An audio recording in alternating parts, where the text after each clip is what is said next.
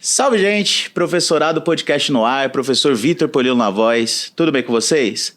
Pega a visão, ó. Hoje nós estamos indo, para o nosso penúltimo episódio dessa temporada. Episódio 5 da segunda temporada. E hoje é um dia muito especial para mim, Thaís. Depois a gente vai conversar mais, mas hoje é um dia muito especial. Seja bem-vinda, Tatá. Muito obrigado por mais um dia comigo aí. Vamos que vamos. Olá, pessoas. O Vitor falou que é um dia especial pra ele. É um dia especial pra todos nós, né? Sim. Eu acredito, mas ele tem os motivos dele, em particular. Vou apresentar o nosso convidado.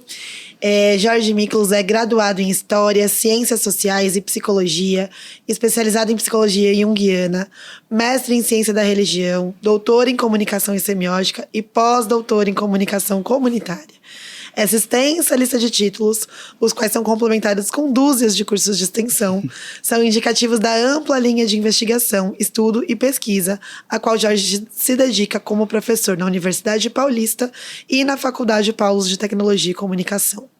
Jorge passou por diversas outras instituições de ensino superior, como estudante e ou como professor, além de ter experiência também como professor na educação básica.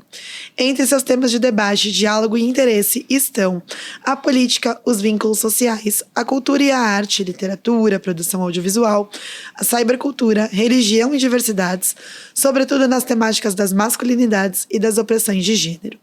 Escritor, comprometido com a produção científica entre artigos, palestras e seminários e com o compartilhamento do conhecimento em lives, livros e redes sociais, Jorge também é membro de coletivos como o Centro Ecumênico de Serviços à Evangelização e Educação Popular, o CESEP, se eu estiver falando a sigla errada, depois me corrija, por favor, e da Oca Junguiana, que Oca é Outras Conversas Afiadas, nos quais, na troca com o outro, encontra-se consigo mesmo. Conectado com os acontecimentos políticos e polêmicos no momento, Jorge costuma expandir os debates sobre as polêmicas midiáticas em suas redes sociais, trazendo referenciais teóricos e, sobretudo, repertórios musicais ou literários, nos mostrando que cultura, arte, vida e modos de pensar e compreender nos constituem conjuntamente enquanto seres integrais que somos. Jorge, é a primeira vez que temos um professor do ensino superior aqui, então você é o nosso grande representante desse segmento. É um prazer tê-lo conosco e a palavra está com você.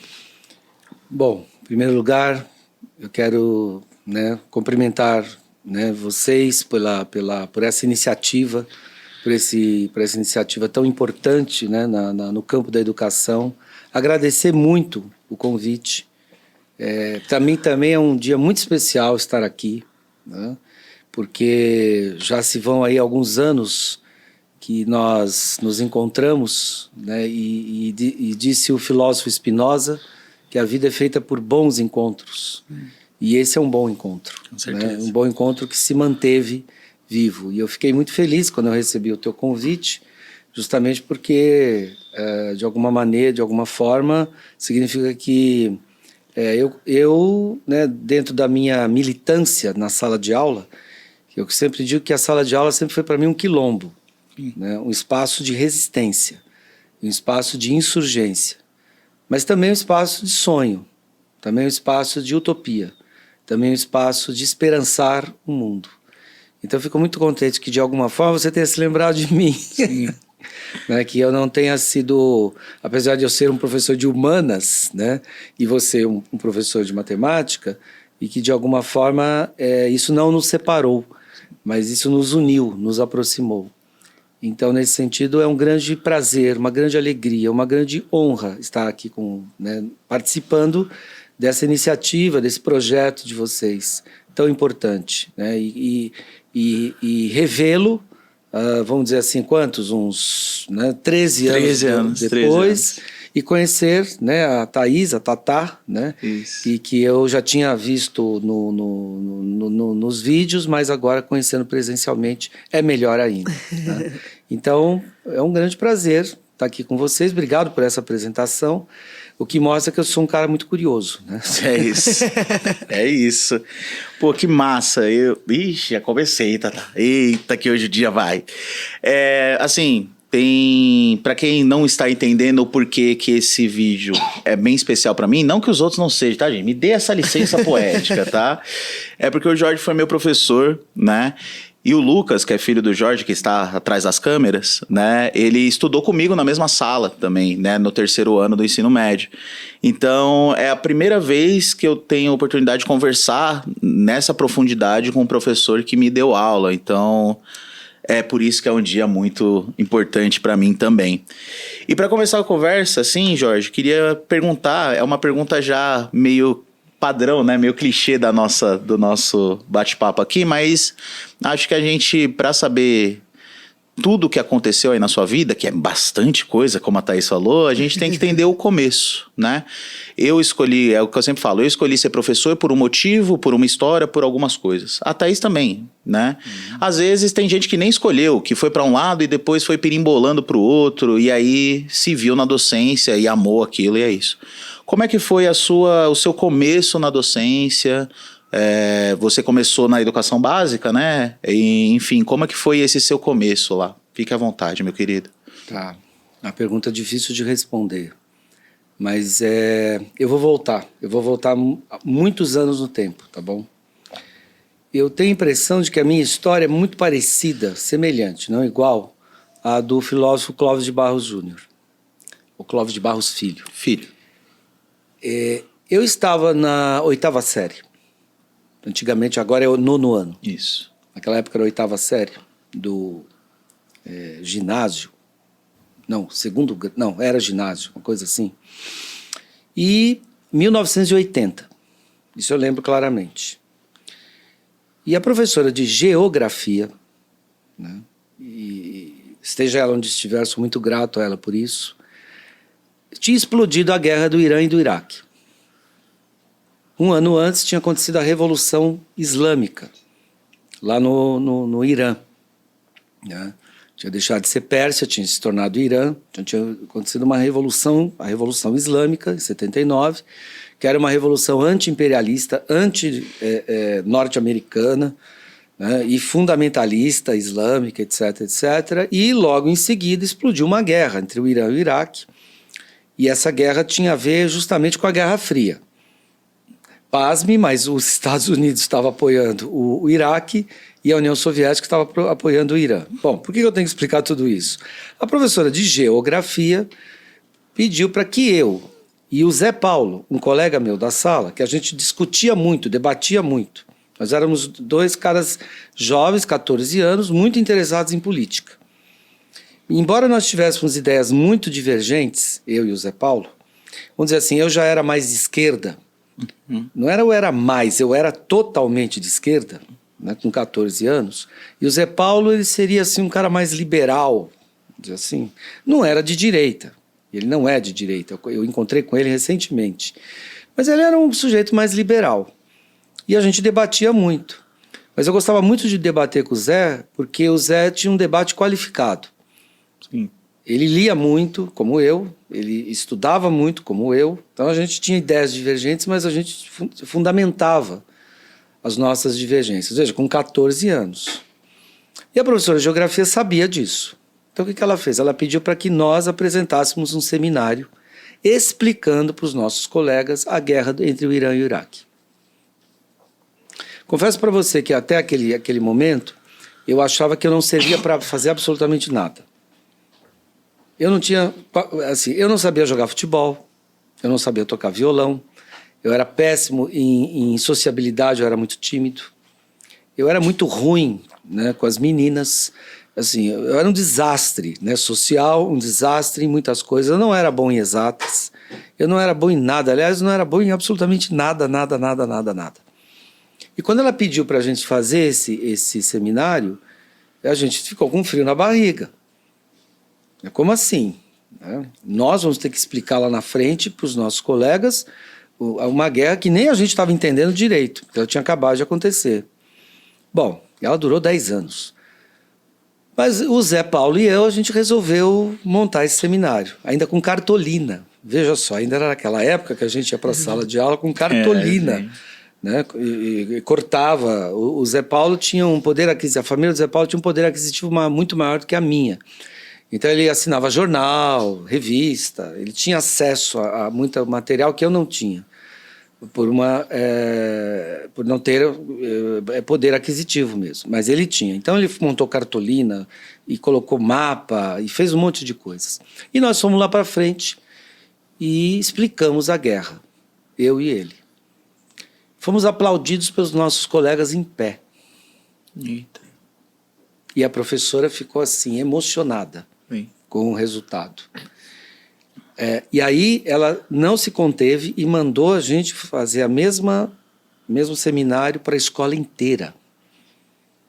Colocaram todo mundo no anfiteatro e a gente teve que ir lá e explicar a mesma coisa para a escola inteira. Foi ali que tudo começou. Eu descobri que eu tinha uma vocação. Eu tinha uma vocação de explicar coisas difíceis e facilitar a compreensão. Então, como diz o Clóvis, eu descobri ali que eu era um explicador. Eu era um bom explicador. Eu conseguia pegar temas espinhosos, às vezes difíceis, complexos, que, como você sabe, as ciências humanas, diferente das exatas, ela tem uma dificuldade que não tem muita lógica.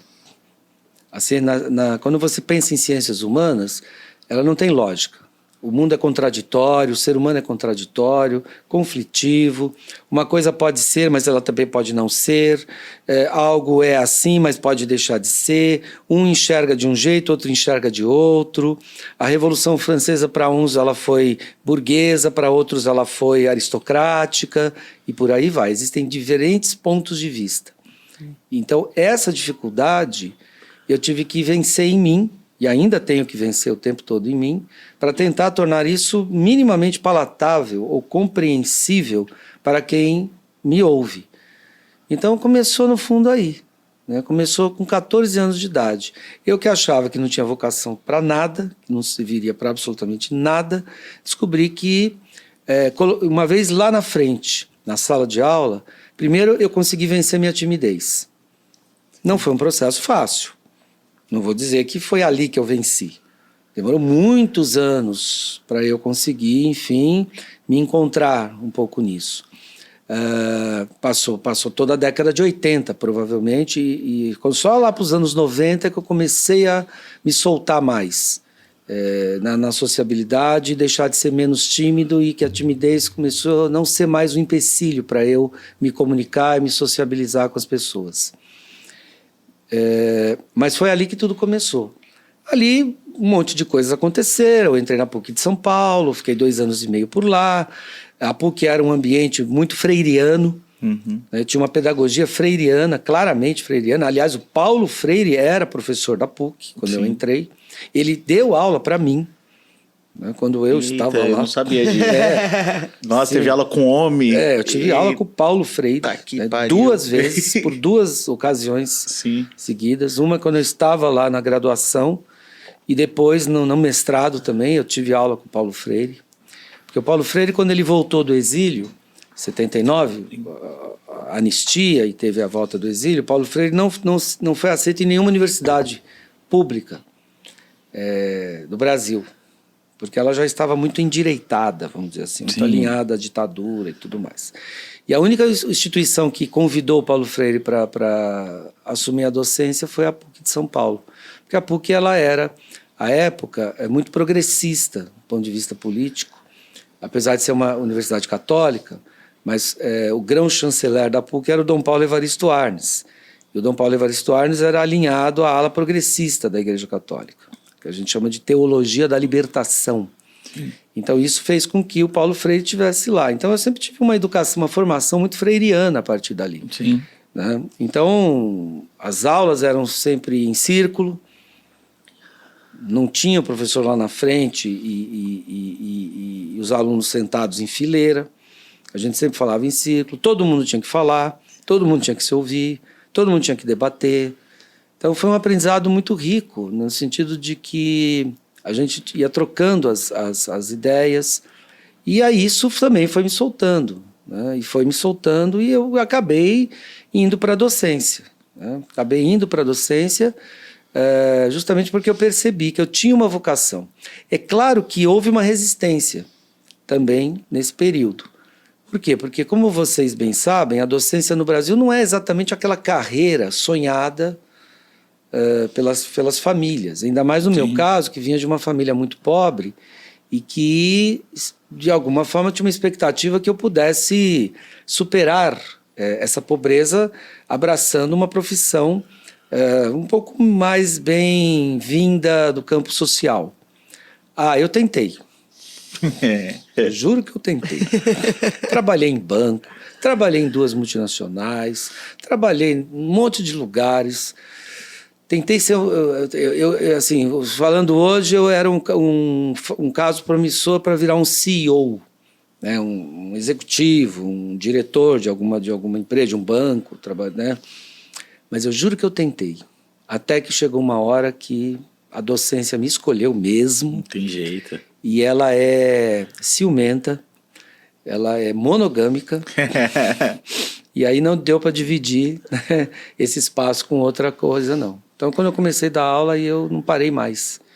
Então, já desde 1990, passei a década de 80 flertando um pouco com a educação, um pouco com o mundo corporativo, né, justamente por conta disso, mas quando chegou os anos 90, aí não teve jeito. Sim. Aí eu me mergulhei na docência e não saí mais de lá e não pretendo sair de lá. Eu não me vejo hoje não fazendo outra coisa, exceto também como psicólogo, que eu me tornei depois, mas eu não me vejo fazendo outra coisa que não seja isso.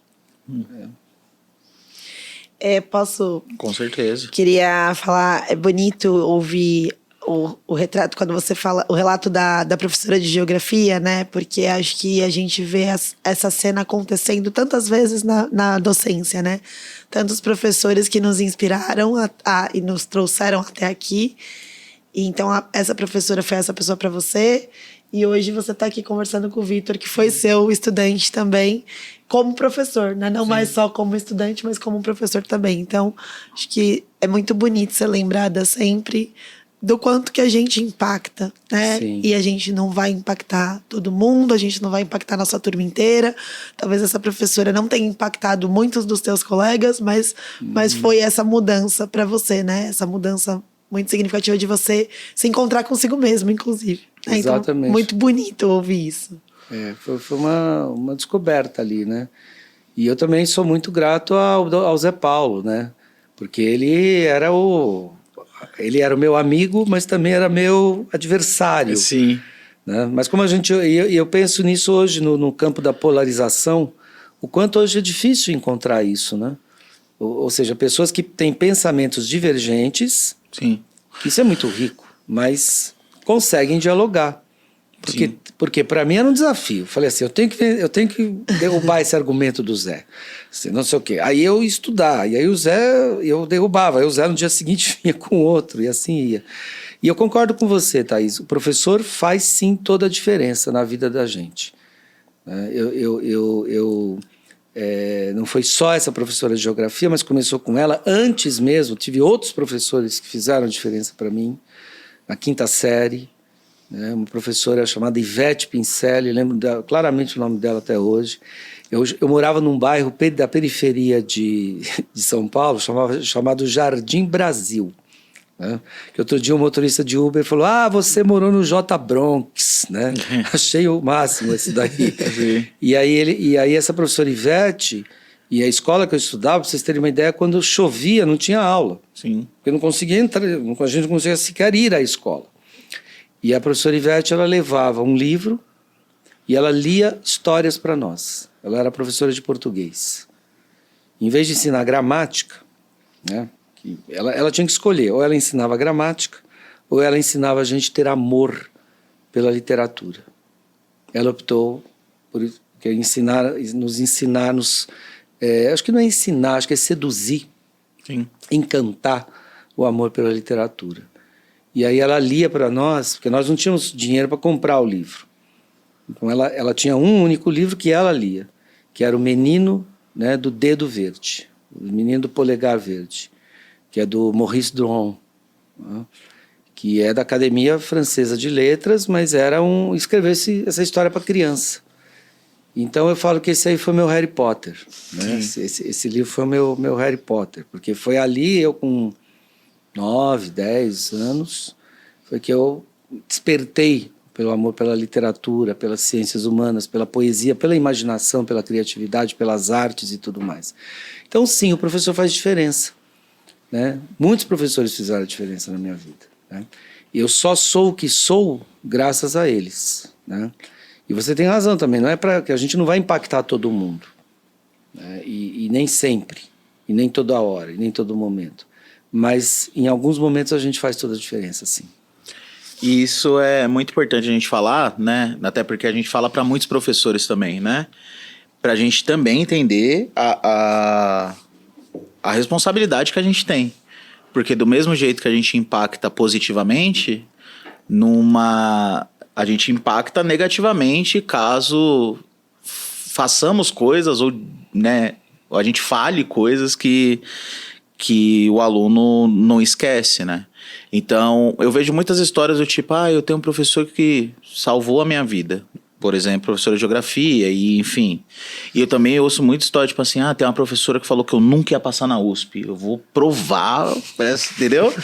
E então, para os professores que nos acompanham, a gente tem muita responsabilidade, né? A gente devia ser pago por essa responsabilidade, inclusive. Mas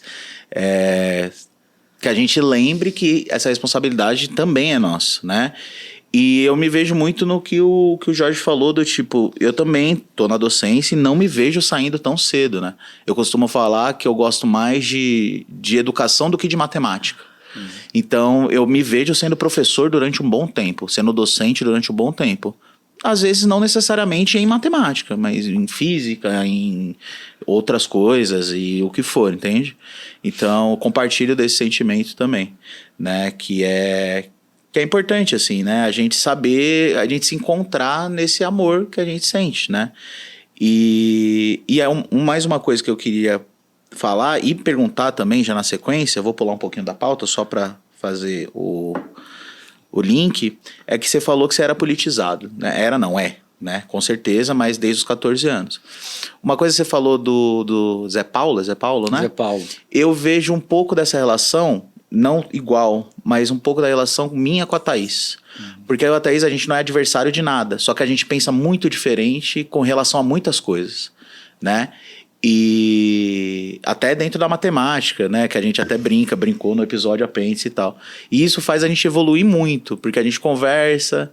Eu faço, até nas coisas do professorado, uma coisa da rede social eu faço melhor. A Thaís faz a apresentação trocentas vezes melhor do que eu faço um vídeo aqui, eu dou uma dica ali, e isso faz a gente crescer. E que pena, de verdade, que pena, né, que a gente vive essa polarização maluca, porque a gente perde a oportunidade de crescer, né? E a culpa é da polarização e também do avanço absurdo que teve o fascismo nesses últimos anos. Porque não dá para aprender com fascista, entende? Não tem como. Com fascista não dá. Então, que pena que a gente perdeu isso. Porque a gente poderia ter evoluído mais ainda como sociedade e como pessoa pensando nisso, né? E aí, voltando para a pergunta, né? Hoje, você é professor, você foi professor, né, nos anos 90, anos 2000, e desde que eu te conheço, por mais que eu não reconhecesse isso há 13 anos atrás, você sempre se posicionou de uma maneira ou de outra, né? Como que você lida com essa política dentro da sala de aula? Como você lida? Eu sei que você trata, mas como você acha que... Para você, como que funcionou tratar? Enfim, como você acha que é esse tema, assim? Olha só, pergunta boa. Bom, eu queria só, antes de responder, concordar aí, claro, é muito difícil. Hoje em dia está muito complicado a polarização, porque justamente a polarização ela cria o obstáculo, porque você, diante do outro e do diferente, você não escuta. Você considera o outro um inimigo, uma ameaça, e aí você é tomado por um afeto de destruí-lo, de achar que ele não deve existir, de que ele deve morrer. Então esse é o grande problema da polarização. E eu tenho a impressão de que a construção né, da minha subjetividade, do que eu penso e de toda a minha formação se deveu, sobretudo, por eu entrar em contato com o outro, com o estranho, com o diferente, com o estrangeiro. Porque o estrangeiro que está lá, do outro lado, né, que é o outro, ele convoca o estrangeiro em mim, Sim. dentro de mim. Então eu também sou muitos. Eu sou como o poeta Fernando Pessoa. Né? Eu tenho muitos heterônimos dentro Sim. de mim. Existem muitos Jorges, né, dentro de mim. E existe um Jorge de luz, existe um Jorge de sombra, existe um Jorge com muitas certezas, existe um Jorge com muitas dúvidas. Né? E eu gosto e aprendi a duvidar. Sim. E eu gosto de questionar sempre as minhas certezas. E o outro é sempre uma oportunidade de me tensionar, de me colocar e de me colocar em xeque-mate, né? Diante de determinadas questões. Né? Então eu queria ressaltar isso, que realmente o ambiente da polarização ele nos empobrece. Sim. Como seres humanos, nos empobrece como espíritos, né? Que vaga por aí tentando se tornar sempre uma ampliação de consciência. Como é que eu lidei com a política? Bom, eu posso dizer que a política praticamente assim, quando eu me tornei adolescente, com 12 anos, a política já entrou na minha vida assim, né, com os dois pés no peito. Explico. Isso era da minha geração, eu tenho quase 60 anos. Né? Então os caras da minha idade, né, se você for conversar com os caras da minha idade, eles vão dizer assim, comecei a trabalhar com 13, comecei a trabalhar com 14, eu comecei a trabalhar com 13 anos. Isso fazia parte da cultura da época. Sim. O menino tinha que sair de casa e ir trabalhar. Então, quando eu fiz 12 anos, a minha mãe pagou um curso de datilografia, né, numa escola chamada Luiz Gama. Eu acho muito interessante isso, porque Luiz Gama é um abolicionista. Sim. E esse curso de datilografia depois, eu ganhei um relógio do meu pai, um Citizen de pulso, e eu ganhei uma carteira de trabalho. E aí quando eu estava já indo para os 13 anos, já quase fazendo 13 anos, chegou a hora de procurar emprego. Até porque os meus colegas da rua, todos eles já estavam trabalhando, menos eu. Falei, opa, eu não posso ficar atrás. Sim. Então eu fui procurar um emprego. E onde que eu fui trabalhar? Eu fui numa agência de emprego. E a agência de emprego me mandou trabalhar num sindicato dos metalúrgicos de São Paulo. Em que ano? 1979. Foi pego, né? Não tinha como. Foi pego, já era. Não tinha como. 1979. Se os nossos espectadores lembrarem, 1979 foi quando explodiu o sindicalismo no Brasil. Sim. As greves de São Bernardo, nós estamos aqui em São Bernardo, Sim. explodiu. Aqui o estádio da Vila Euclides, né, lotou, toda aquela movimentação. Então era impossível não respirar política naquele momento. Tá? Então eu fui praticamente... a política está em mim desde que eu era, né, um menininho. Sim. Um menininho. Bom, e aí vem indo para a tua questão. E aí eu aprendi uma coisa. Né? E aí eu fui aprendendo e fui fazendo revisão para não esquecer. Né? A gente não fazia as revisões para não esquecer. Isso, e Paulo Freire lembrava a gente disso o tempo todo, e todos os meus outros professores também se lembravam tudo. O ser humano é um animal político. O ser humano é um animal político. Por quê? Porque a palavra política, é sempre bom lembrar, ela advém da palavra polis. E polis é o nome que se dava na Grécia Antiga à cidade, à comunidade, ao ambiente, né, das relações. Então, a partir do momento em que o ser humano ele vive numa comunidade e numa sociedade, ele é um animal político. Porque ele precisa estar o tempo todo interagindo com as suas divergências, com os seus interesses. Então a política faz parte da vida humana. Sim. Aristóteles disse isso. O ser humano é um animal político, um zoom político, um animal da política. Então eu sempre considerei a política algo fundamental. Mas eu sempre também aprendi uma segunda coisa, que política não se restringe a partido político. certo? Você restringir política a um partido é empobrecer o espírito da política. A política não é partidária. Então, eu nunca abri mão em sala de aula de falar sobre política. Sim. Eu nunca abri mão em sala de aula de mostrar a política nessa sua amplitude maior. Até porque eu sou professor de história, né? Então, é impossível ser professor de história, atuar como professor de história e não atuar como político. Mas o professor de matemática também faz isso. E qualquer professor de biologia, de geografia, de literatura.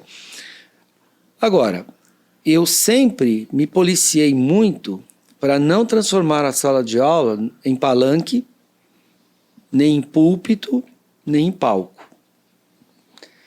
Então, eu sempre me tomei muito cuidado, né, em não transformar a minha aula numa propaganda partidária, na defesa de uma determinada plataforma partidária. Embora eu tenha a minha. Eu tenho meu partido, eu sou um homem de partido, eu sou um cara que tem um partido político, sim, tenho candidato, tenho militância, mas na sala de aula o assunto não é partido, é política. Sim. Né? E política é algo muito maior, que transcende o partido. Às vezes até no Brasil a questão do partidária ofende a política, muitas vezes. Às vezes os partidos políticos eles se organizam de uma certa maneira que a política passa a ser menor e eles querem ser maior do que a política. Mas a política está em nós. Não tem como. Não tem como. A partir do momento que você tem mais do que uma pessoa morando na mesma casa, ali tem política. Porque tem discussão, tem consensos e tem dissensos. E a gente precisa aprender a conviver. E a civilização, eu entendo como civilização a convivência entre as diferenças, mas também entre os iguais e os diferentes. Isso é uma vida civilizada. E qual é a instituição, vamos chamar assim, falando instituição no sentido bem amplo do termo, que nos capacita conviver com as diferenças, se não a política? A política é isso. A política é o debate. Os gregos inventaram a democracia na praça, na ágora, no debate público. Ali tinham as diferenças, as divergências, mas era ali que se travava o debate político. Então, para mim, eu sempre tive muito claro essas duas coisas, que não tem como fugir da política. Sim. É ser hipócrita, é mentir para si mesmo, como dizia o Renato Russo, é sempre a pior mentira, né? Porém, não precisa transformar a sua aula em uma propaganda partidária. Sim. Em prol deste candidato ou daquele partido, né? Mas eu nunca me furtei, por exemplo, quando me perguntavam qual era a minha escolha partidária, eu sempre disse, né? E por incrível que pareça, em 30 anos de atuação como professor, eu não me recordo, sinceramente, de ter tido problemas em sala de aula com isso. Eu tive problemas fora da sala de aula com os gestores, coordenadores. Eu falava, como que aconteceu isso? Não. Tive problemas com gestores, coordenadores, diretores, esses sim. Esses me viam, às vezes, com um olhar assim, bastante preocupante. Eu fico imaginando de 2016 para cá, então, como é que a coisa foi. Mas em sala de aula, eu sempre respeitei muito os estudantes. E não transformar a minha aula em horário eleitoral. Né? Em horário eleitoral. Sempre respeitei muito. Mas eu nunca me furtei a falar de política, porque afinal de contas, da aula de história, um dos aspectos que move a sociedade é a política, é a luta pelo poder, é como que se faz e como não se faz. Então, eu diria assim, eu tive problemas sim com as instâncias as instâncias chamadas de gestão das instituições, mas eu nunca me lembro, a não ser que eu esteja muito enganado, de ter tido um problema sério com algum estudante por causa disso. Eu tenho a impressão de que pode até ser que os estudantes, até alguns, não gostassem de mim. que não gostassem da maneira como eu falava de política ou de tudo mais. Eu não nutro a ilusão de que todo mundo gostava dessa minha postura. Mas eu não me lembro de ninguém me confrontar a ponto de criar um mal-estar. Eu não me lembro. Por causa disso, eu tentava estabelecer um diálogo de respeito a eles, em primeiro lugar, né? Mas falar isso de uma maneira clara, transparente e sempre dizer. Eu lembro de entrar em salas de aula e eu lembro que eu dava aula de filosofia também, né? Eu entrava e falava assim: o ser humano é um animal político, assinado Aristóteles. Então, assim, não sou eu que estou dizendo isso, é Aristóteles, e eu concordo com ele, né? E há 2.500 anos, toda a filosofia praticamente não questiona essa veracidade. Sim. Né? Porque é da polis, porque é da cidade.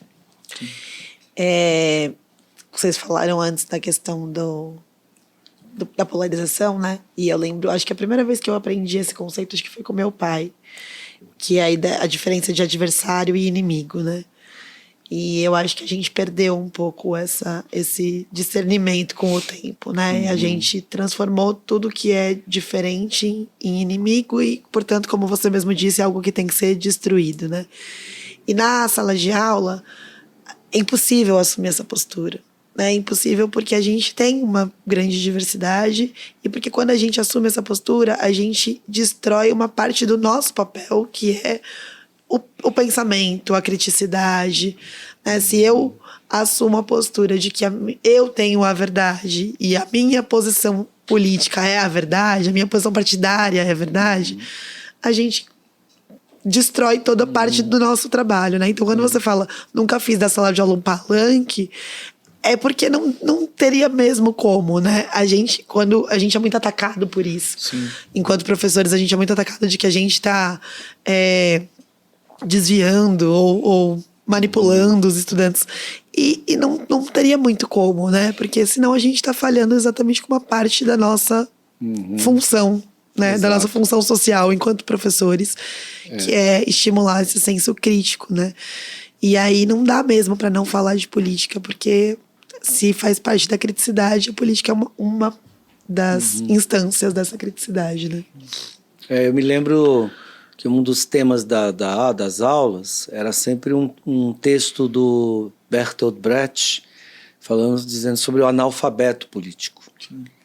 Vocês devem conhecer, em que ele fala assim: o analfabeto político, ele causa um mal danado, porque ele esquece que o preço do pão depende da política, o preço da passagem do ônibus depende da política, o remédio no posto de saúde depende da política, a escola depende da política, né? A casa em que ele mora depende da política. Então, quando a gente assume um analfabetismo político, a gente causa um grande mal para a sociedade, porque é da política que depende tudo isso, né? Depende o fato de eu poder me locomover, de eu poder estudar, de eu poder pensar, de eu poder trabalhar, de eu poder produzir. Então, eu sempre lutei contra o analfabetismo político, né?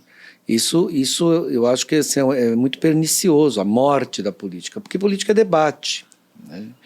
Essa palavra que você falou, eu gosto muito dela. Inclusive, eu sempre, mesmo hoje estando num âmbito de pós-graduação, eu sempre falo para eles: não se esqueçam que o papel do conhecimento é desenvolver a crítica.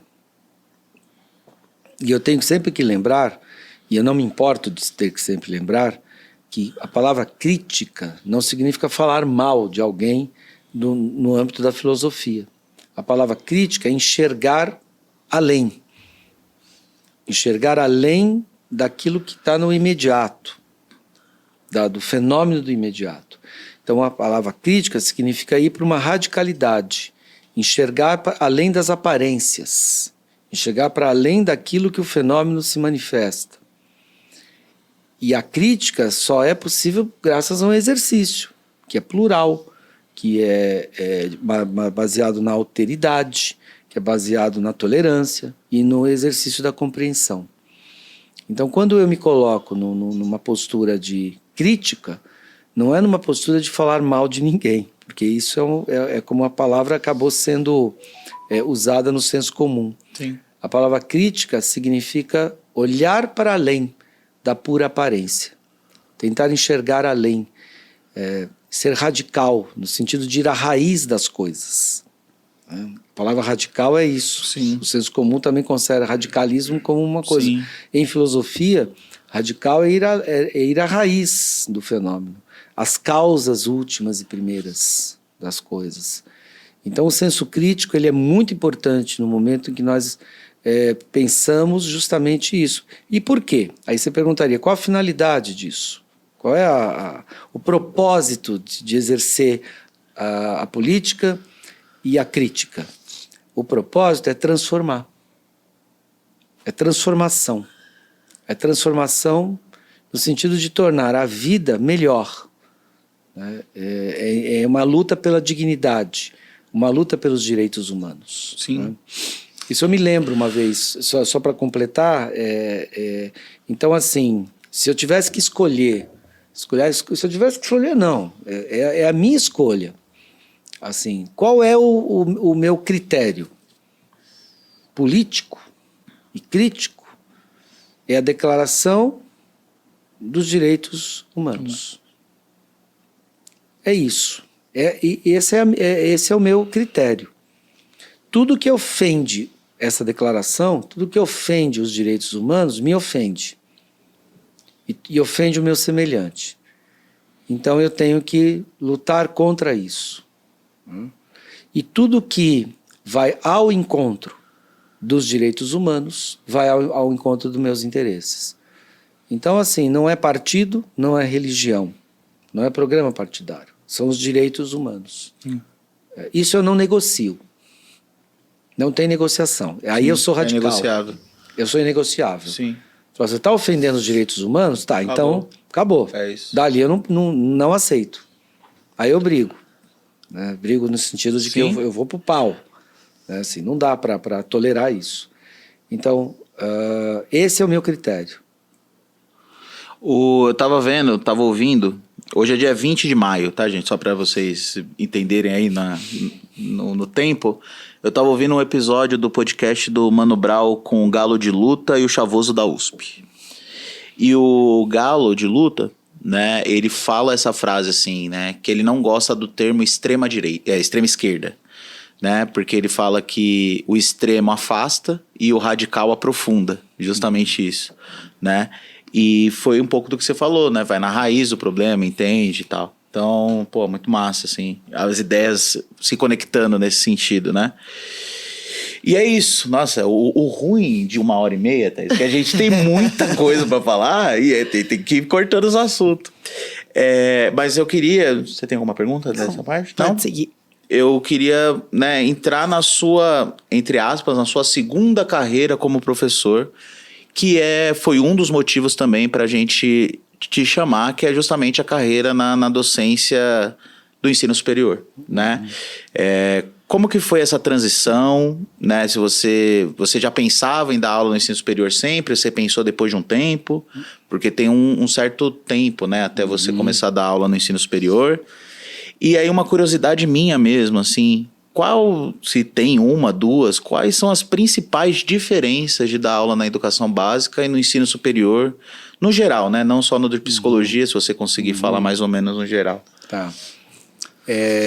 Então, sim, eu sempre tive muita vontade, muito desejo de ser docente, de atuar como docente no ensino superior.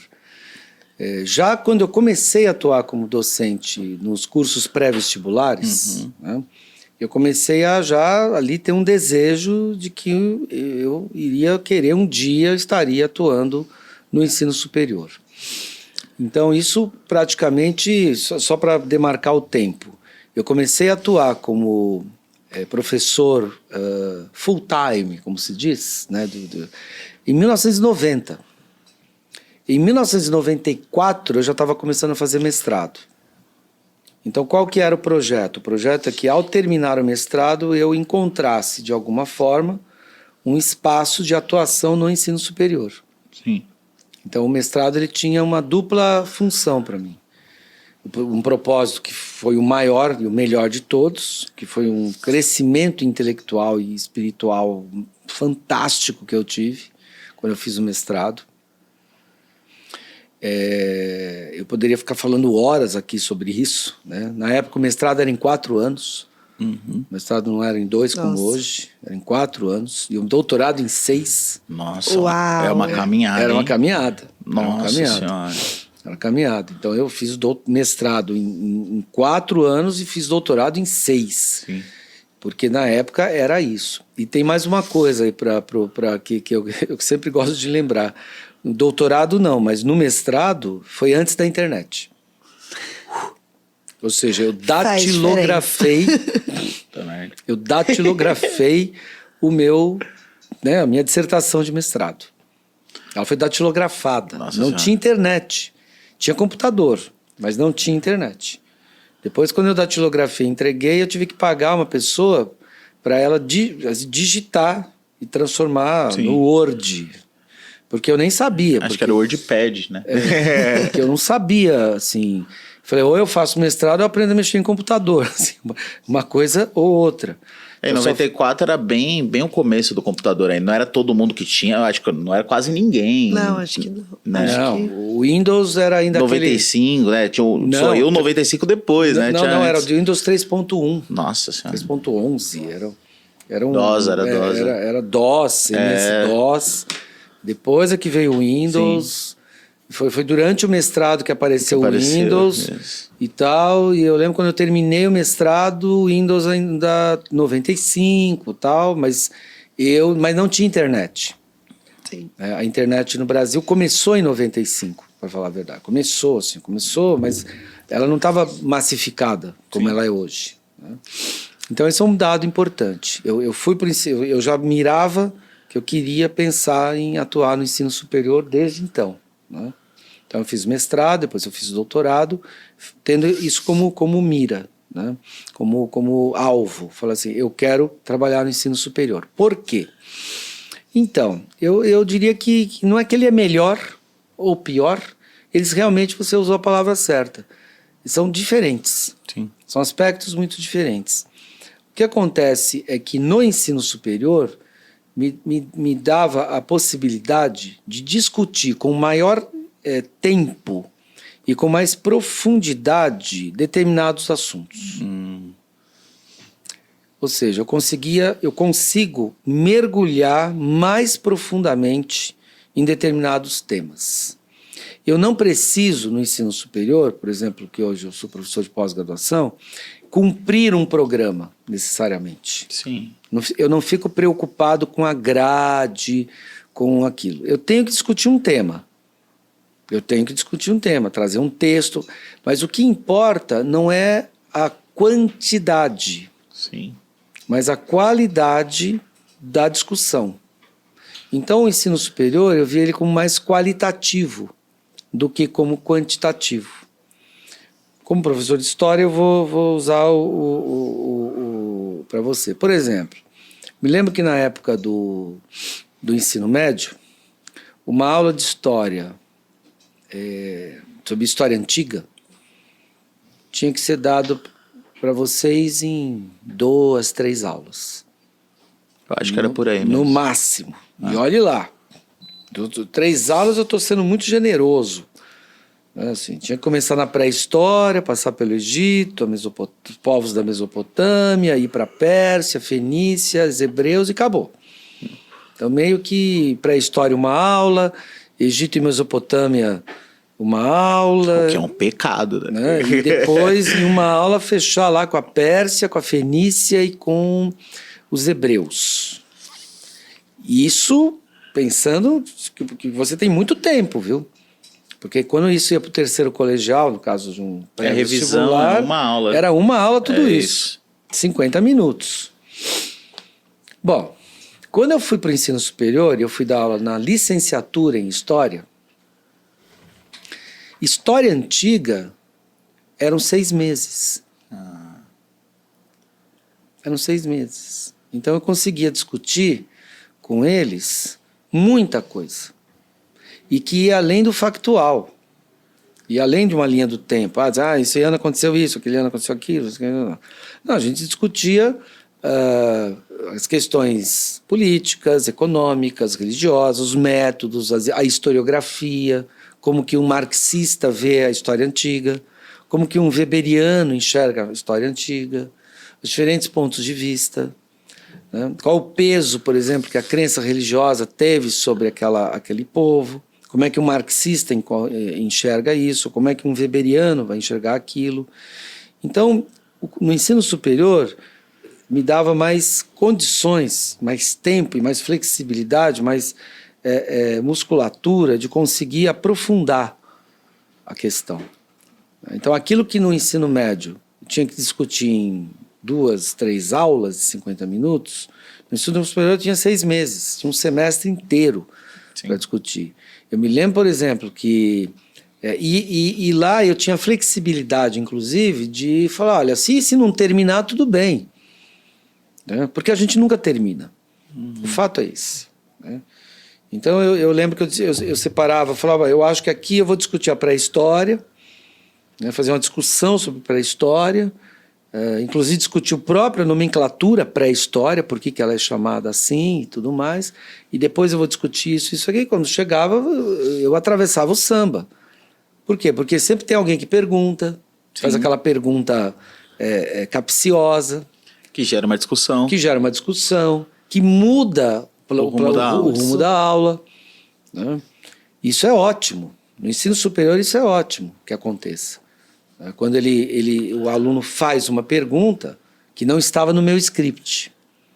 E aí eu falo, nossa, né? Aí eu tenho que discutir. Então eu lembro de pessoas perguntando sobre o zoroastrismo e perguntando de que maneira o zoroastrismo teria influenciado de alguma forma a doutrina nazista. Sim. E eu falei, uau, onde esse cara leu isso, né? E aí você, isso não está no teu, você não entra na sala de aula com essa pergunta. Aí, quando você começa a discutir isso, pronto. Quando você vai ver, já deu 10h30 da noite, 11 horas, acabou. Falou, gente, é o seguinte, semana que vem a gente volta aqui e retoma o que a gente não terminou. Então, essa foi a minha escolha pelo ensino superior, foi por causa disso. Entendi. Né? Mas eu preciso completar só dizendo o seguinte, a minha experiência na escola chamada básica foi fundamental. Fundamental. Porque ela foi o fundamento. Ou seja, sem esse fundamento... Porque eu aprendi muito. Então, esse fundamento, eu já entrava com ele, vamos dizer assim, mais ou menos estabelecido. Então, eu sabia, eu tinha a linha do tempo na minha cabeça, eu sabia. Isso tudo graças à experiência. E tem uma outra coisa. A comunicação. Né? Até hoje, os meus alunos falam que eu sou muito didático. Sou muito didático. Quando eu vou explicar uma coisa, eu tenho uma didática muito boa. Né?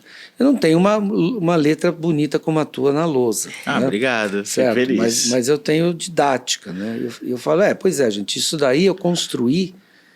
Porque você sabe que tem professor que tem muito conhecimento, mas pouca didática. Ou seja, didática é essa ciência da transmissão do saber. Inclusive, alguns professores de didática na faculdade. Que não tem didática. Não tem didática. Vale pontuar. Vale pontuar, que acontece bastante. São subdesenvolvidos em didática. Então, eu tenho... E na verdade, a experiência no ensino médio, no ensino fundamental, me deu essa didática. Porque, para você explicar alguns temas que são capciosos, né, para um adolescente de 15 anos, imagina explicar a filosofia Platão, o mito da caverna de Platão, para quem está com 14, 15 anos. Sim. Ou você desenvolve uma didática muito, né, assim, muito forte, ou então você não consegue. A pessoa não vai te entender. Então, quando eu fui para o ensino superior, eu levei essa didática para lá. Sim. Então isso me ajudou muito a me comunicar com as pessoas. Nossa.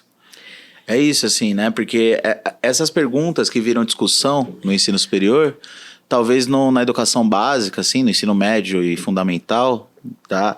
Às vezes você tem que falar, não viaja não, vamos voltar pra cá e vamos terminar esse negócio aqui, entendeu? Como já aconteceu comigo de exatas, e imagina em humanas que tem mais discussão, vamos dizer assim, né?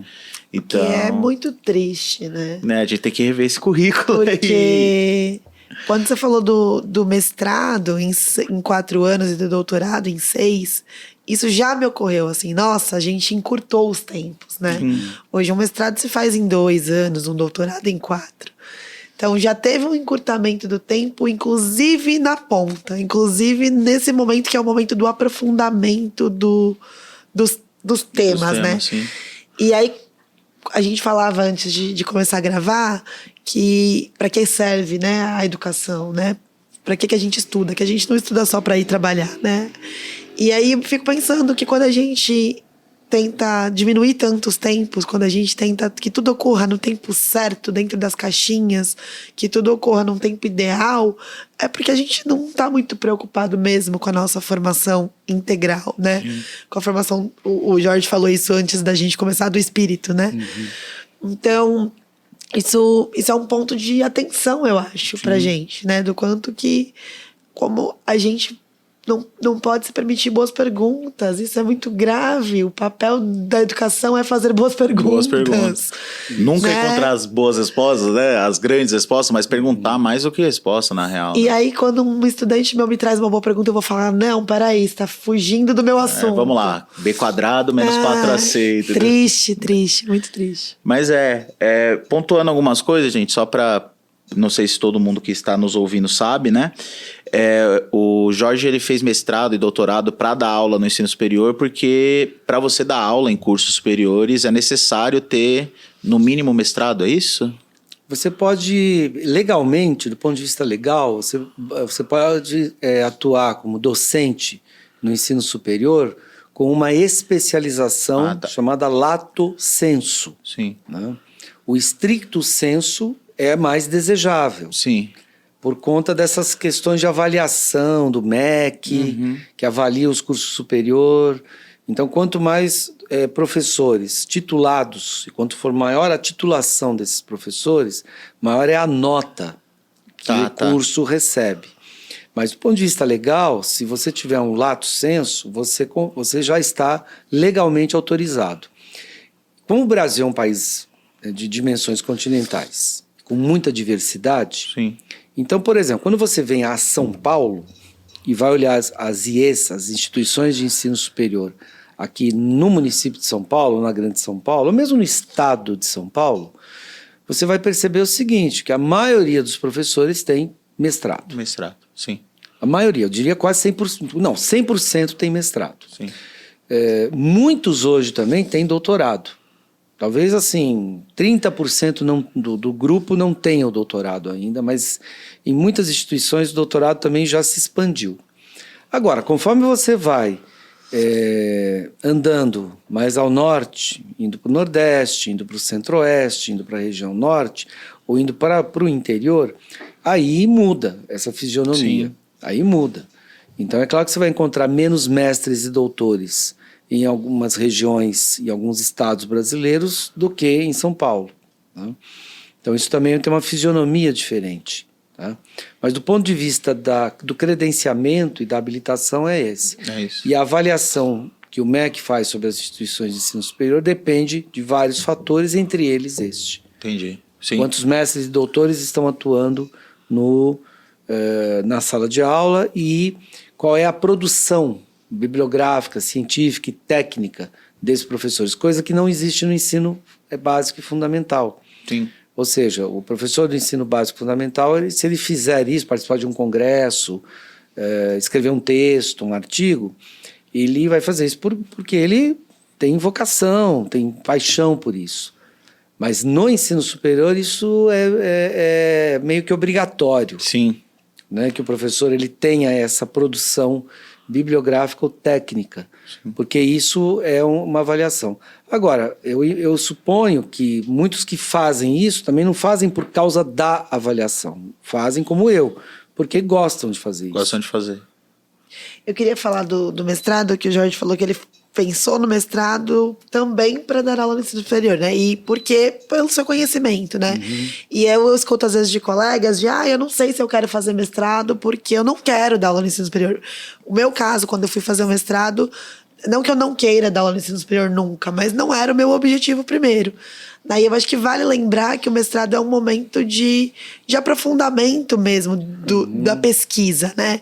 Então eu acho que é uma oportunidade muito grande de crescimento, tanto da investigação científica, do método da pesquisa, quanto do conhecimento, dos assuntos de interesse, dedicar um tempo para estudar e para crescer, eu acho que é sempre muito bem-vindo. Daí eu sei que às vezes a carreira não nos recompensa, então eu acho que quando você pensa em evolução, né, de carreira e tudo mais, não é talvez a melhor estratégia, porque tem caminhos mais fáceis. Mas quando a gente pensa na nossa formação, eu acho que é um caminho que faz muito sentido, que vale muito a pena. Sim. Eu não tenho dúvida. Quando eu recordo que eu entrei no mestrado, né, em 94 e defendi que a gente tem que fazer uma defesa, é um ritual medieval. Né? Não é só entregar o trabalho, alguém vai lá ler e corrigir e te devolver. Não, você tem que ir lá, uma sessão pública. Né? As pessoas ficam numa banca, assim. Você fica sentado lá no lado, eles fazem perguntas, você tem que sustentar O seu argumento. o seu argumento. É um ritual medieval, que na Idade Média chamava-se disputácio. Né? O disputácio é um debate de argumentos.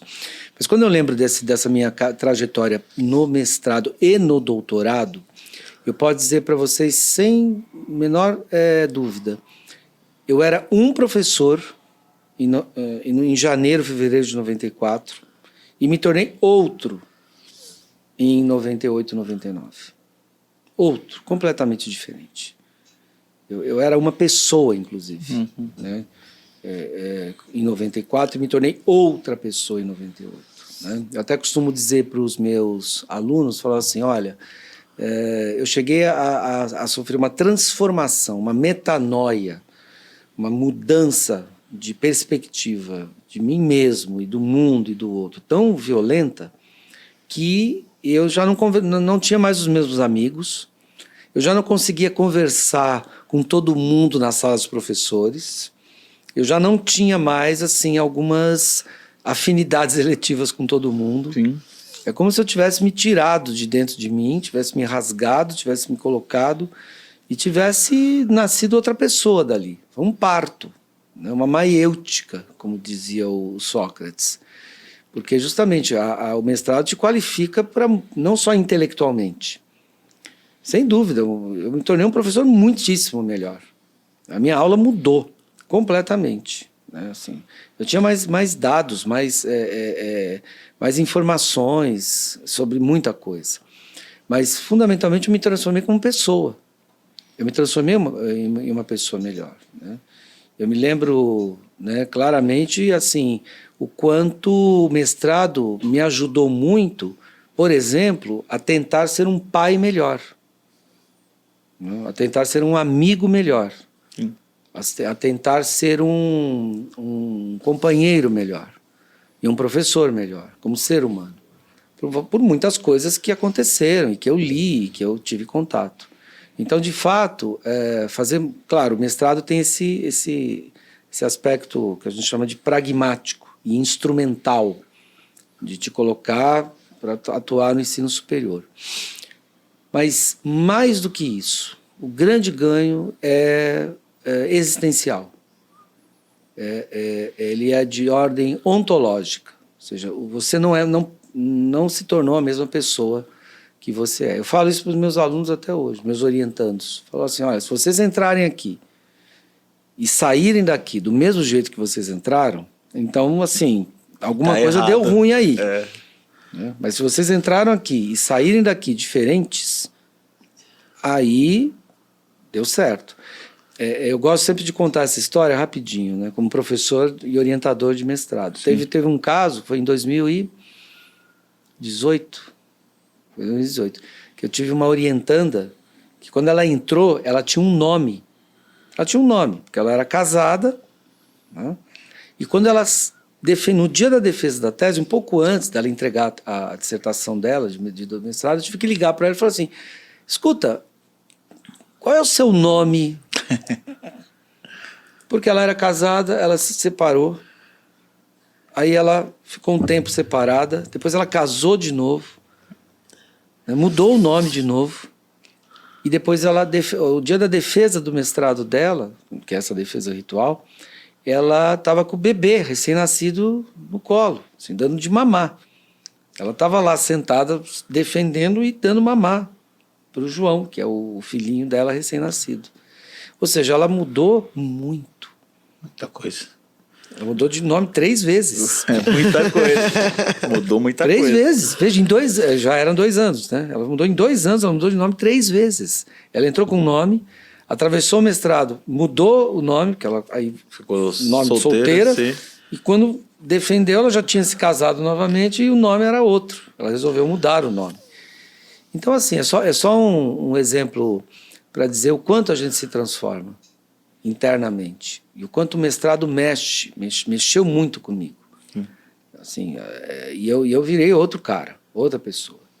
Sem dúvida nenhuma, assim, eu não me reconheceria, né, assim, ali depois. Né? Era outra pessoa. Né? Os valores eram outros, diferentes. Mudou a minha ética. A minha ética como professor mudou. Né? Eu passei a ter um outro ethos, um outro comportamento, um outro olhar sobre as coisas, sobre o mundo e sobre a vida. Né? E tudo isso porque assim, as leituras, os debates em sala de aula, as discussões, e assim, eu mexendo muito comigo. Né? E eu mexendo profundamente. E aí você começa a valorizar mais o ser do que o ter, por exemplo. Sim. Né? Você começa a entender que essa obsessão consumista e pelo poder, né, de ter muitas coisas, ela não vai te levar a nada. Que caixão não tem gaveta. Que eu nunca vi um cortejo fúnebre com caminhão de mudança. Né? Que então, assim, começa a mudar muitos valores. Né? Sim. Recentemente eu estava ouvindo uma pessoa que, enfim, perdeu, o sogro morreu, né? Morreu essa semana que passou, né? E ela estava me contando assim, o sogro dela, né? O quanto o marido dela está em discussão, né? com os irmãos por causa dos bens do pai, brigando por causa de casa, de dinheiro, não sei o quê. Eu falei assim, gente, eu vi 3 pessoas da minha família morrerem da minha frente. A minha mãe, o meu pai e o meu tio. Assim, esses caras não entenderam nada. Eles não entenderam nada. A gente só leva aquilo que a gente deixa. E a única coisa que a gente pode deixar de mais importante é a gente mesmo. Sim. E tudo isso foi um aprendizado, né, que eu fui tendo na minha formação. Né? Então eu vejo que até hoje, para vocês terem uma ideia, isso aconteceu essa semana, quanto eu me deparo com coisas que eu fico pensando no quanto ter estudado, ter optado por ter escolhido o caminho da minha formação do espírito foi fundamental para mim. Né? Provavelmente eu não vou ser, o Lucas e a Sofia não vão ter que brigar por causa de imóveis, não vão ter que brigar por causa de dinheiro. Né? Deu ruim, Lucas, não vai ter jeito. Não vou, né? Assim, não vão ter que discutir com que mansão eles vão ficar, com que avião, com que iate, com que helicóptero e tal. O Lucas, eles vão ter outras coisas para se lembrar de mim que não serão essas. Com certeza. Nossa Senhora. Que aula. Agora me deu uma vontade de fazer mestrado. Boa, Vitor, é isso Vou aí. chegar lá. Pô, de novo, que pena que a gente tem pouco tempo, cara. Porque a gente... Nossa, eu ficaria aqui conversando muito tempo. A gente tem que ir se encaminhando aí para a segunda parte, que são as perguntas rápidas. Você tem alguma coisa para acrescentar nessa primeira parte, Thaís? acho que falta muita coisa, Falta né? muita coisa pra falar A gente ainda. nem tocou no assunto da psicologia, Não. né? Que é uma outra atuação do Jorge. Então, acho que, como o Vitor falava muito na primeira temporada, a gente vai ter que convidar o Jorge pra voltar. Vamos ter, vai ter. Não vai ter jeito.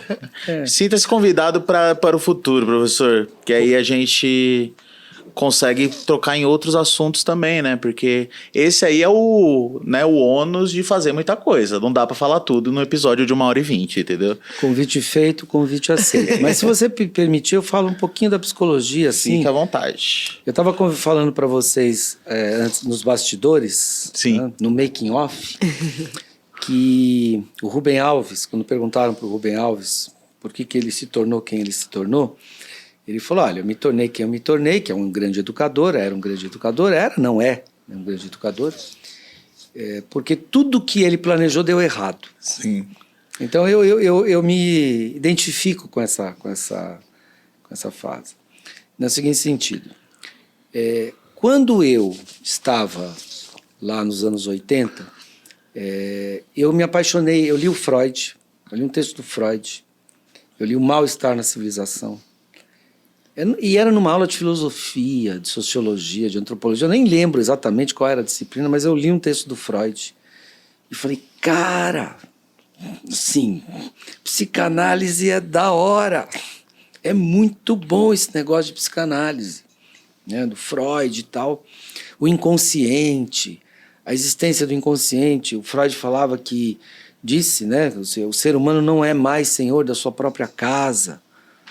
Eu falei, cara, esse negócio de psicanálise é da hora, eu vou estudar psicologia. E eu falei assim, eu vou estudar psicologia. Porém, entretanto, todavia, como diz Caetano, a vida é real e de viés. E vê só que cilada, né, a vida me armou. As faculdades de psicologia nos anos 80 no Brasil eram muito caras. Eram inacessíveis para alguém da origem social Sim. da qual eu tinha. Não dava para cursar. Porque você tinha umas que eram as públicas, que eram muito difíceis de entrar para quem não tinha feito um colégio particular, cursinho, esse tipo de coisa. E tinha as privadas, que eram impossíveis, eram impagáveis. Elas eram impagáveis. E continuam, tá, Jorge? Só para deixar evidente, continuam impagáveis. Impagáveis. Impagável, assim, era impagável. Para mim era completamente impagável, né? Aí, olha só, conversando com um amigo meu, o Ayrton, né, ele chegou para mim e falou assim, cara, faz o seguinte, faz história. Não, olha isso, faz história. Quando você fizer história, você faz história, é uma faculdade mais barata, você consegue pagar, você se forma professor, você presta um concurso na prefeitura, no estado, você vai trabalhar meio período, né, das 7 a 1, e aí você vai ter dinheiro para pagar a faculdade de psicologia. Falei, cara, que plano perfeito. Se não tivesse dado errado, seria perfeito. Dado errado entre aspas, eu vou explicar. Foi o que eu fiz. Eu não pensei duas vezes. Falei assim, plano perfeito. O Ayrton, ele é muito pragmático, muito assim... Eu estudo um pouco de astrologia, o negócio de usar os signos como arquétipos, né? Sim. Ele é capricorniano. Os capricornianos são estrategistas, são táticos, né? Eles falam, faz isso, faz história, é um curso de licenciatura, 3 anos, pagável, era 1/4, a mensalidade era 1/4 de psicologia. do curso de psicologia, ou até 1/5, era assim, o abismo era assim, brutal. E você se forma, presta um concurso, entra na escola pública, faz né? E aí você vai ter condições de pagar o curso de psicologia. Estava tudo certo se não fosse o quê que aconteceu? Adivinha? Eu me apaixonei pela história. Não tem jeito. E aí, para largar? Eu me apaixonei por Clio.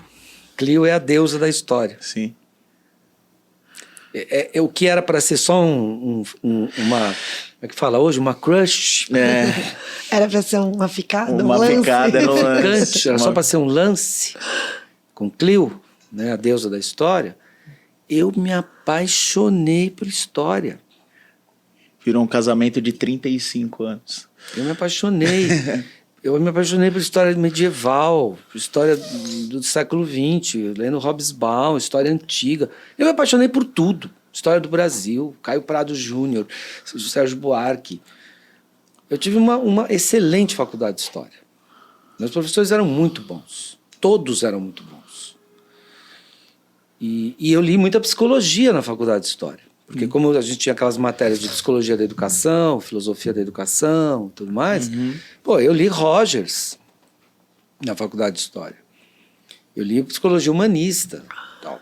Bom, resumo da ópera, assim, quando eu terminei o curso de História, eu esqueci da psicologia. Eu esqueci daquele plano. Qual era, né? Qual era aquele plano? Eu pensei que, assim, sumiu. E eu fui, assim, casei com Clio. Casei monogamicamente com Clio. Falei assim, eu me apaixonei por esse negócio aqui, eu quero ser professor de História. Acabou. E aí a psicologia só foi reaparecer 20, 30 anos depois. Ela surgiu e falou, lembra de mim? A psique, né? Que eu troquei psique por Clio, certo? Sim. Aí a psique apareceu e falou assim, você me abandonou. O oi sumido. Mandou oi sumido. Oi sumido, né? Oi sumido. Falou, você me abandonou, mas eu não te esqueci de você, não. Né? Aí eu falei, putz, é verdade, né? Aí eu falei, mas eu nunca te abandonei. É que, entendeu? É que eu estava aqui, né? Tal. E aí foi que eu resolvi voltar e fazer a psicologia. Sim. Né? Aí eu já feito mestrado, doutorado, Sim. inclusive, falei, eu vou fazer psicologia. E aí foi outra paixão, né? Foi outra paixão. Porque aí essa paixão que estava lá atrás, camuflada, né? Sei lá, ficou escondida, ficou ali, ela voltou. E aí comecei a ler o Freud, mas principalmente depois o Jung, foi um autor que eu também conheço, que eu tinha lido lá nos anos 80, mas eu tinha... E sempre me acompanhou, por isso que eu falei, nunca te esqueci, psique, mas eu sempre tive com você. Mas aí eu fiz uma formação em Jungiana e fiquei interessado muito na clínica. E também aconteceu, eu acho que as coisas não acontecem por acaso, né? Assim, porque quando eu fui fazer a minha formação em psicologia, eu já tinha mais de 40 anos. Sim. Então eu já tinha um repertório de vida com mais substância, com mais fundamentos, para poder encarar, né, as mazelas da vida, da psique humana. Né? Porque aí eu já tinha vivido muitas coisas na minha vida, eu tinha experiência de vida. Porque não basta você ler psicologia, você tem que... e tem razão, o tripé da psicologia, para você se tornar um bom psicólogo clínico, você tem que tem 3 coisas. Você tem que ler muito, estudar muito, ter um repertório cultural muito grande. Segundo, você tem que fazer supervisão dos casos clínicos que você atende. E o terceiro, e mais importante, você tem que fazer a sua própria análise. Sim. Ou seja, você tem que se confrontar com você mesmo. Tanto tem um livro do Contar Caligares, que é um psicanalista lacaniano, falecido agora na época da pandemia, acho que ele faleceu em 2021, chamado Cartas a um Jovem Terapeuta. E ele diz assim, eu não recomendo esse trabalho para quem acha que vai muito bem, obrigado. Eu não recomendo esse trabalho para quem acha que vai muito bem, obrigado. O trabalho de se tornar um psicoterapeuta, você tem que ter tido um sofrimento considerável na sua vida. Porque é a partir desse sofrimento que você vai entender, compreender o sofrimento do outro. Sim. E aí você vai repetir um pouco o que já disse Fernando Pessoa. O poeta é um fingidor que finge tão completamente que chega a fingir que é dor. A dor que devera sente. Tem só um... Para não deixar a psicologia... Sim, com certeza. Porque eu já abandonei psique um dia. Uma vez não pode abandonar de novo, não. Excelente. Aí dá ruim. Mais uma vez, Thaís, mais um convidado que fala como se fosse um balé clássico. Puta vida. Mais alguma colocação, Thaís? Não, Nessa acho primeira- que vamos pro próximo quadro, né? A gente Vamos. tem os agradecimentos para fazer. Eu vou agradecer a Heart Compass. Hoje eu tô de preto, gente. Ainda é da Heart, tá bom? Ainda foi o Enfield que mandou. Muito obrigado, Enfield. Por estar vestindo a gente. A Thaís tá de branco hoje. Geralmente eu venho de branco, mas hoje eu dei uma mudada. Pra dar uma mudada aí nos episódios também. Então, muito obrigado pro Enfield aí, que tá sempre apoiando a gente. Vai estar o Instagram da Heart Compass aqui, tá bom? Então, sigam ele lá e peçam sua camiseta com o Enfield também, tá bom? Também temos que agradecer o pessoal do financiamento, né? Os nossos apoiadores. A gente tem feito isso nos episódios. E para essa semana, para este episódio, a gente quer agradecer o Eric Soares, o Guilherme Dimas, Isabelle Veloso, Giane Gino e o William Antônio. Muito obrigada. E lembrando que esses nomes são os nomes que estão num dos níveis de recompensa, mas a gente agradece todo mundo que apoiou de alguma maneira e que acreditou nesse projeto. É isso. E, inclusive, o Eric Soares e o Guilherme Dimas foram alunos do Jorge também, no mesmo colégio que eu, tá bom? Lembrar do Então- nosso cachorrinho. Ah, é verdade. E temos o nosso cachorrinho, que foi indicação de quem? Eu esqueci. Da Regina. Da Regina, tá bom? Ela escolheu... compor a mesa. Pra compor a mesa. Ela escolheu esse cachorrinho e está sem nome, tá bom? Então deixa aí no comentário o nome. Eu já sugeri o Washington. Acho um nome forte, Washington. Gosto muito do nome Washington. Gente, ajuda aí, vai, por favor. Favorzinho. Bom, vamos lá, professor, para as perguntas rápidas, né? As perguntas rápidas, como eu costumo falar, que as perguntas são rápidas, as respostas nem tanto, né? São 5 perguntinhas bem rapidinhas, e se você quiser falar rapidamente um pouquinho de cada, não tem problema, tá bom? Tá bom. Ela é mais difícil porque ela pega no coração, entendeu? Você falou da psique aí, da Clio, entendeu? Sei. Então, primeira, já para começar, né, com essa, uma área do conhecimento. Filosofia. Filosofia. Massa. Ela é a. Sim.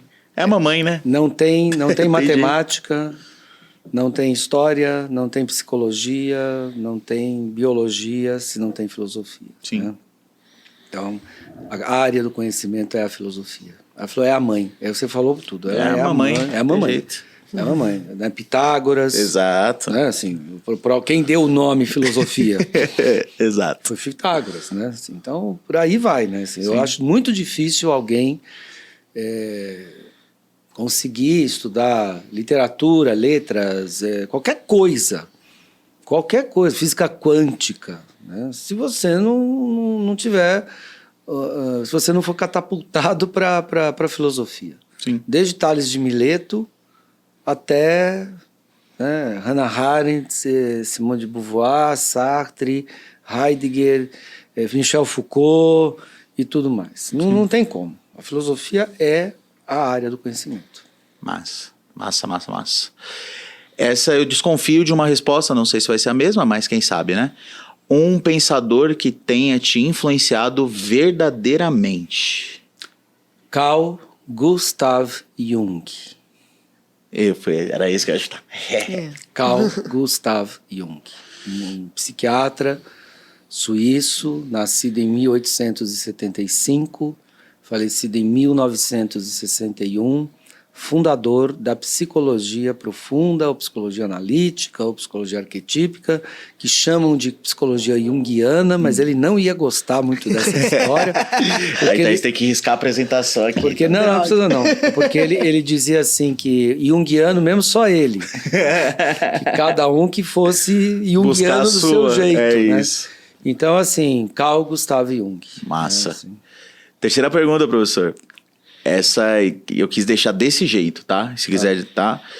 Onde você acha que você foi ou /é mais feliz? No ensino superior ou na educação básica? Se não tiver resposta também, pode ficar, pode muretar. Não tem problema.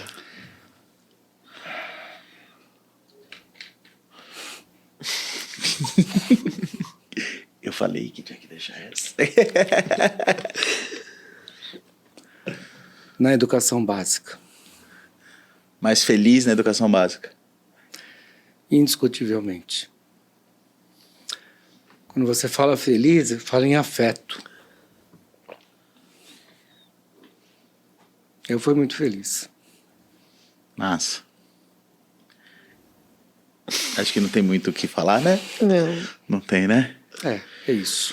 O silêncio é para eu poder ganhar fôlego aqui. É isso. Mas eu não... Né, é isso. Eu fui muito feliz na educação básica. Massa. É quando eu mais dei risada. Excelente. Excelente. Seus alunos também podem garantir isso. Quando eu mais dei risada, eu acordava assim muito alegre, ia dormir muito feliz. E foi a melhor fase da minha vida. Massa. Que bom ter feito parte de 3 anos dessas melhores fases da sua vida. Foi na Massa. educação básica. Massa demais. Quarta pergunta.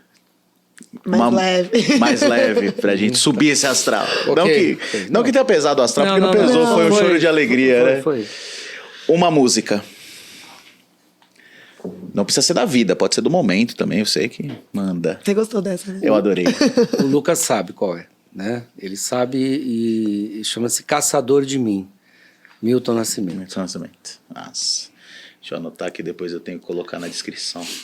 Caçador de Mim, do Milton Nascimento, que tem várias versões do próprio Milton. E essa música é a que a gente fala, né? Me representa. Né? Essa música me representa. Em todos os sentidos, ela o próprio título me representa. Já começa pelo título. Né? Caçador de Mim. Eu me considero uma pessoa que está em busca do meu processo de individuação, de tornar-me quem eu sou, né? Torna-te o que tu és. E é isso, o Caçador de Mim, se você olhar a letra, do início ao fim, não tem sou eu ali, é um espelho. Sim. Tá? É um espelho. Massa. Última pergunta pra gente finalizar esse episódio maravilhoso. Um assunto. Um assunto? No geral. Entenda como quiser, responda como deves. Arte. Nossa, Arte. que ideia. Um assunto, arte. Arte, assim, que vai de literatura, poesia, literatura infanto-juvenil, pintura, né, assim, escultura, arquitetura, música, teatro, cinema. Eu não sei se eu esqueci algum, né? E mas, tem assim, muitos. Mas, assim, grafite, arte. Arte. Eu acredito, assim, que a arte é por onde a psique se expressa. Sim. É por onde a psique se expressa. A psique, ela se expressa pela arte. Né? Então, quando... E a arte, os produtos da arte, ou seja, as coisas da arte, as coisas que a arte faz, né, elas são simbólicas. Tanto eu como psicoterapeuta, né, às vezes eu estou atendendo pessoas, eu digo o seguinte, olha, eu não sou médico, mas eu prescrevo. Anota aí. Essa semana você vai ouvir tal música. Olha, essa semana você vai ler tal livro. Você vai assistir esse seriado ou este filme. Você vai ler esta poesia. Você vai assistir esse filme, você vai ver essa imagem, essa pintura de algum pintor, de algum artista. Então, a arte é o assunto. Por que é o assunto? Porque a arte cria símbolos. E os símbolos criam um equilíbrio entre o inconsciente e a consciência. Eles fazem aquilo que o Jung chamou de função transcendente, a vida simbólica. Né? Então, o grande assunto que deveria ser muito cultivado na escola, né, por todos os professores de todas as disciplinas, deveria ser a arte. Por falar nisso, agora você me lembrou aqui uma coisa muito legal. A TV Cultura, dos anos 2000, fez um episódio, são vários episódios, chamado Arte e Matemática. Eu já procurei isso no YouTube e não achei isso disponível no YouTube. Mas o Lucas lembra da época que a gente ia lá eu morava num apartamento ali no centro de São Paulo, E a gente ficava fazendo umas cópias, entendeu? Assim, umas cópias domésticas, Sim. né? Do material. Né? Até porque 2000 e pouco não tinha ainda essa coisa da internet, streaming, nada disso, né? Nem rede social tinha. Cara, esse negócio que a cultura fez, arte, e é nacional, produzido nacional. Então, sabe o que eles faziam? Ó, para vocês aí, dois. Eles ensinavam matemática por meio das obras do MASP. Então, por exemplo, número áureo. Sim. O número áureo. Então, eles mostravam... O documentário tem um episódio sobre o número áureo. Eles mostravam o número áureo nas obras. Quer dizer, que vai desde do Paternon... Mona Lisa. Da Mona Lisa e tal. Homem então, Vitruviano. Homem Vitruviano. Aquilo ali é uma aula de número áureo e tal. Então, número áureo. Mas tinha outras coisas também, né? Tinha a questão do pi e não sei o quê, assim, uma baita de um negócio, assim. Então, você vê que a arte, ela está presente em tudo. Sim. Em qualquer área do saber. Eles mostravam o número áureo na biologia, em alguns... Pólen de flor. Pólen de flores. Inclusive, quando você respondeu arte, eu pensei que era uma resposta um pouco roubada, porque é o assunto em que cabem todos os outros, né? Mas Mas o assunto é arte. Que massa. Ai, Deus. Bom, professor, esse é o momento que a gente vai chegando pro final, né? É o momento que eu te agradeço a presença. Hoje eu queria fazer um pouco diferente, porque assim, eu falei pra você, quando a gente tava conversando no WhatsApp, que tem algumas coisas que a gente precisa falar ao vivo, né? E também isso bate no que a gente fala em todo episódio, Thaís, que é... que é a valorização do professor, né? Então, valorizar o professor, gente, obviamente, além da parte monetária, que é muito importante, como a gente precisa falar, né? Valorizar o professor não vai só daí, né? Vai de você dizer pro seu professor que foi importante para você, que ele foi importante para você. Então, o que acontece? Eu virei professor basicamente por conta de algumas pessoas, né? Primeiro por conta da minha mãe, porque minha mãe era professora, foi professora, né? De ciências sociais, estudos sociais na época. E isso me remeteu muito, né? A quando eu desconfiei que eu gostava de educação. Eu não sabia. Eu saí da engenharia completamente perdido, né? Não sabia que gostava de educação, eu desconfiava, né? E aí quando eu estava nessa busca pelo que eu ia fazer, eu lembrei de algumas coisas dessa época da minha vida que eu dividi com você, que foi o ensino médio nessa escola que você me deu aula. E teve uma aula. Isso faz 13 anos. E eu nunca me esqueci dessa aula na minha vida. E eu nunca vou me esquecer, eu tenho certeza. Foi uma aula que não foi de manhã, foi uma aula à tarde, né? Que, por algum acaso, essa aula não estava marcada, acho que atrasou o cronograma, enfim, né? E aí, essa aula a gente juntava as 3 turmas do terceiro ano e fazia no auditório, numa sala que era um auditório, porque não dava para dar 3 aulas para 3 turmas separadas.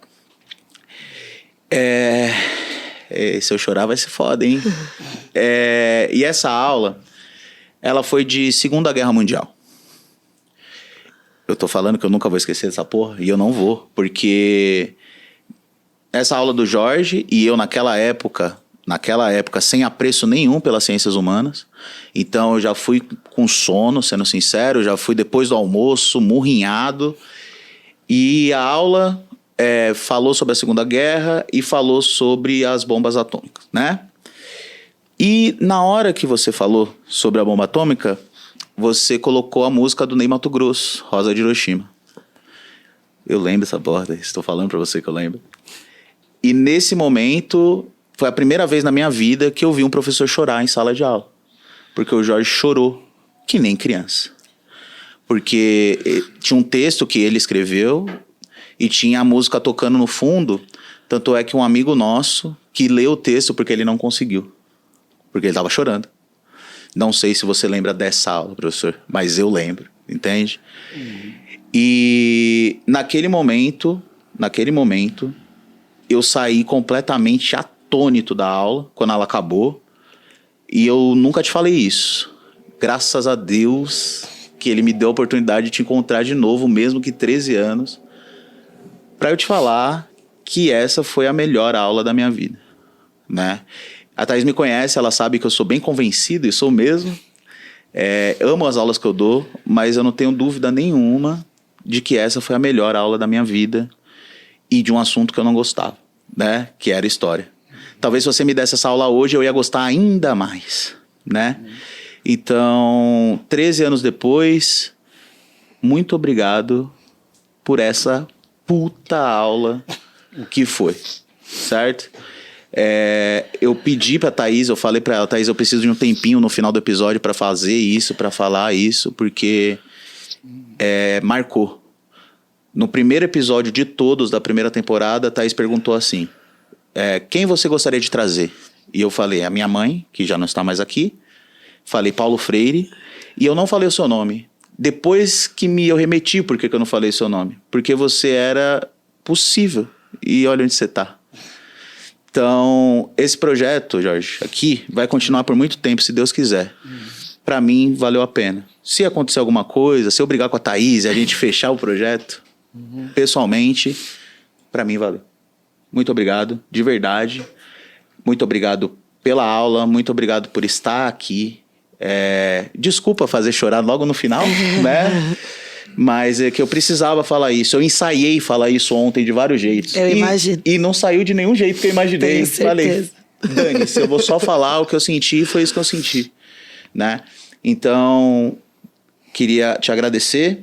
Esse é o momento que, se você quiser dar o tchau para nossa querida audiência, se você quiser passar a rede social, se não quiser também, fica à vontade para falar o que o senhor, que você, não tem mais senhor, que você quiser falar, professor. E mais uma vez, muito obrigado. O que eu posso falar depois disso, né? Se eu consigo. Eu acho que primeiro, assim, esse depoimento ele testemunha o porquê da minha resposta lá. Sim. Você perguntou onde que eu tinha sido mais feliz, né? Não que eu não seja feliz hoje, eu sei, mas quando eu entendo felicidade, eu entendo quando você se doa por inteiro a algo que você está fazendo. E foi nesse momento que eu fui mais feliz, porque eu podia, mesmo com toda aquele panóptico de vigilância que existia naquela escola, uma vez fechada a porta, com vocês, eu era absolutamente assim, eu era absolutamente eu.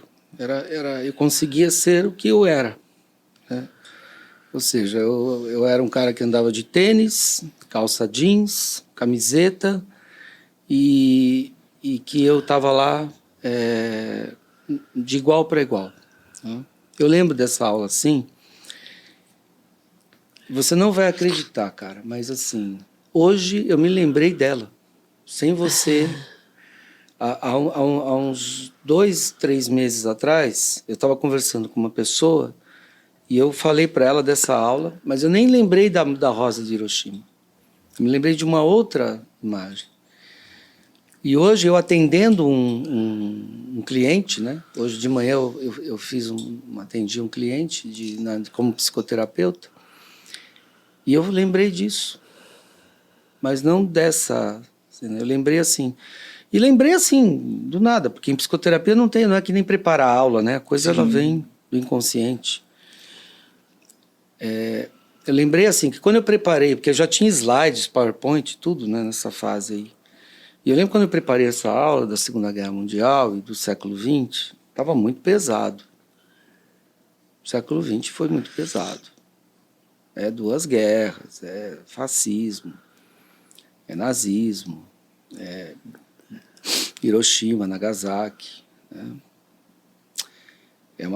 Assim, é pesado. da aula de século XX é pesado. Não por acaso o Hobsbawm fala que foi o século mais assassino da história, né? Que nunca se matou tanta gente com requintes tecnológicos tão sofisticados. Se matava antes também, mas não da maneira como se produz a morte hoje. E eu falei assim, cara, não dá para terminar essa aula do século XX com tudo isso nas costas deles, porque eles têm 16, eles têm 17 anos.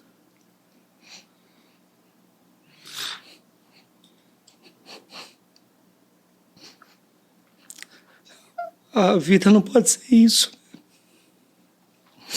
A vida não pode ser só isso.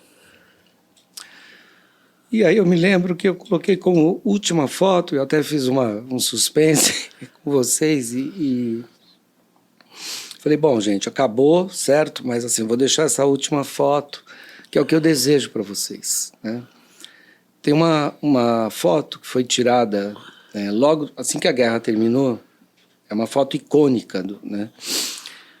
Todo mundo conhece essa foto. É uma foto que foi tirada em Nova York, quando a guerra acabou. Quando assim, assinaram lá a rendição, a Alemanha se rendeu, e todo mundo começou a comemorar que estava vivo, né, e que a guerra tinha acabado. E aí um marujo catou uma enfermeira e deu um beijão na boca. Sim. Né? Um beijão na boca dela, né? E eu falei, eu quero terminar essa aula com essa imagem. Porque ali tem amor, tem paixão, tem afeto, tem esperança, tem utopia, tem sonho.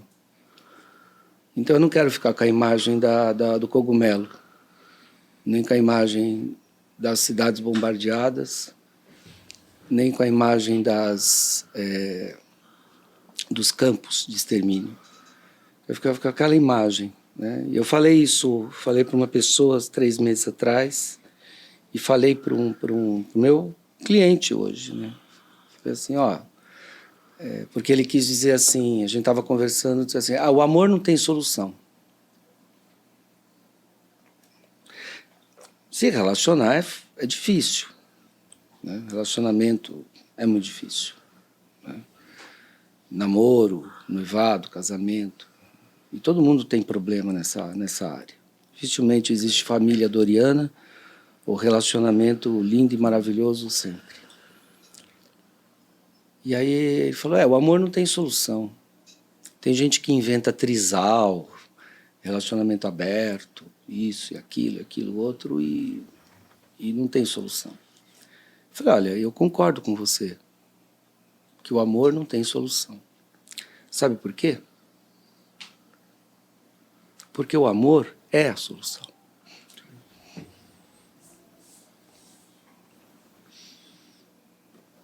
Né? Ele é a solução. Né? Quer dizer, quando você não tiver, não saber o que fazer, ame. É a solução. Né? Assim, e por isso que naquele dia eu terminei a aula com aquela imagem. Porque era o que eu desejava para vocês. Né? Eu desejava que vocês saíssem dali, que vocês, mais do que passar no vestibular, embora fosse essa a obsessão, né, dos donos da escola, mas eu queria que vocês fossem felizes. Né? E que vocês se encontrassem, assim como eu tinha me encontrado. Assim, eu queria que vocês se encontrassem, seja lá o que vocês fossem fazer, tanto quanto eu tinha me encontrado. Né? E por isso que eu lembrei disso hoje. Eu coloquei aquela imagem, porque eu não podia terminar uma aula de século XX com uma mensagem dizendo, olha, não tem solução. Não, tem solução. A solução é amar. Então, quando a gente não sabe o que fazer, Quando a gente estiver diante, assim, de um problema sem solução, né? Acho que isso não existe na matemática, né? Existe. Existe, né? Um problema assim. O tal do... Né? Quando você estiver diante de um problema sem solução, você ame. Né? Ame incondicionalmente. Não espere nada em troca. Não espere que o outro vá te amar também. Não espere que o outro existe para atender suas expectativas.